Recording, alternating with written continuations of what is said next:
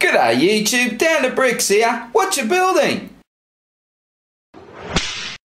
Well, today we've got a Star Wars Rebel set, and it is the Imperial Assault Carrier, released in 2015. It is set number 75106, comes with 6 minifigs, and has a huge 1,216 pieces.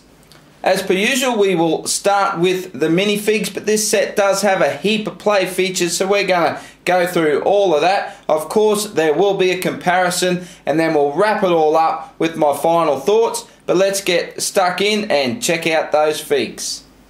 So as I mentioned, we get 6 minifigs, so we get 2 TIE Fighter pilots, we get an Imperial officer, we get Agent Callus, we get Sabine, and we get a astromech droid.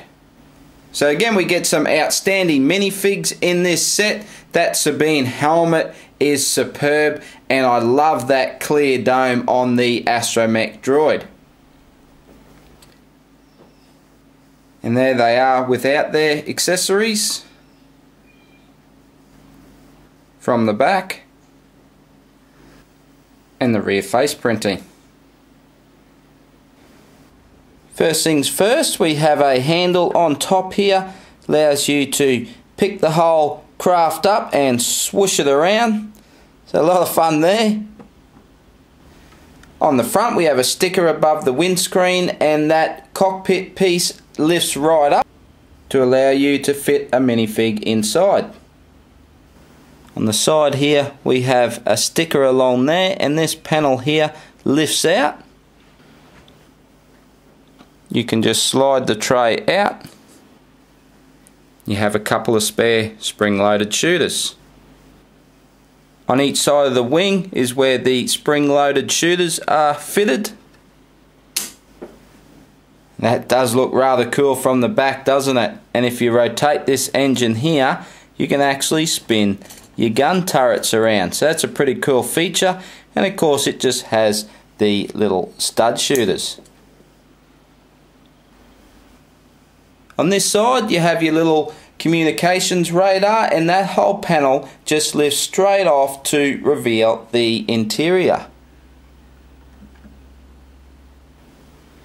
So here we have the control room, and those panels there are stickers. We have a couple of clips on each side here where you can clip some guns.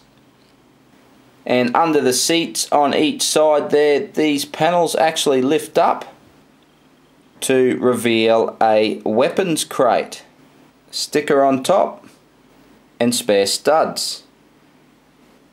One crate each side. My favourite play feature is these mini TIE Fighters. They look really cool, don't they? And you can actually launch them off the bottom of the ship.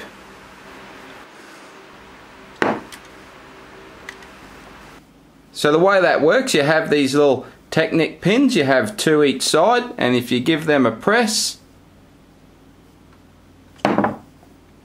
they drop out. Now sometimes they do get a little stuck, and you can just see the mechanism there. You can do one at a time.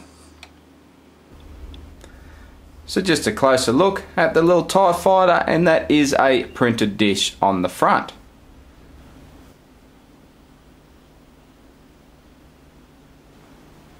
And boom, comparison, check that out. So we've got the Republic frigate set 7964 from 2011. Originally came out with 5 minifigs and has 1,015 pieces. So it's actually 200 pieces less than the Rebels Imperial Carrier. And I think this highlights my wish that the Assault Carrier was just a little bit bigger. Even though it's 200 pieces more, it is quite compact, and I would have liked to see it be a little bit bigger. And as for my personal preference, well, I've always been a huge fan of that frigate. I just love it. I love the size. I love the design. So my personal pick would be that Republic frigate. But let's go now, and I'll give you my final thoughts on the Imperial Assault Carrier. Well, okay guys, time to give you my thoughts, and I'm fast becoming a big Star Wars Rebel fan, so I quite enjoyed this build. There's a few techniques in there I really enjoyed. I love the overall look of it. It's probably a little bit small. I know it's 1,200 pieces, but yeah, I think it probably could have been a little bit bigger, just maybe use some bigger panel pieces and just stretched it out a little bit. I'm not too sure. But I love all the play features. I think there's some great play features there. The big thing that's sort of holding me back from really praising this set is really the price. I mean, it was a very expensive set. It's $190 Australian, and it's very hard to get in Australia. I have not seen it in any shops at all. I imagine it's exclusive to somewhere, but I have been unable to find it. I've had a chat to a few of the guys in Australia here, and they haven't seen it either, so the only option for me was to buy it from Lego Shop at Home, so I had to pay full price for it. I usually don't try and let the price of sets influence my decision on a set, on how much I like it, how much I enjoyed the build. I try and just let the set speak for itself, but it's a little bit hard in this case because it was so expensive. But if we take all of that out of it, I mean, the overall finished product looks fantastic. As I said again, the playability is right up there. We got great minifigs, so that's a huge bonus. The little TIE fighters, I just love them.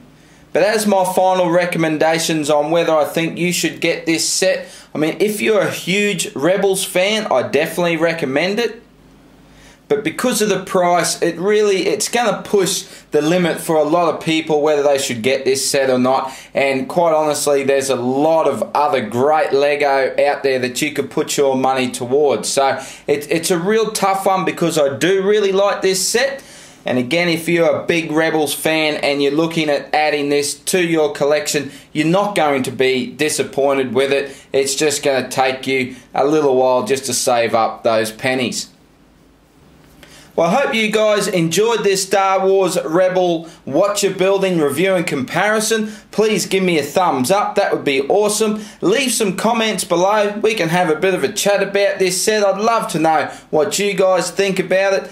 Don't forget, subscribe to my channel for more Lego, because there's plenty of Lego on the way, you guys know that. So thanks for watching, and I'll see you in the next video. Bye for now.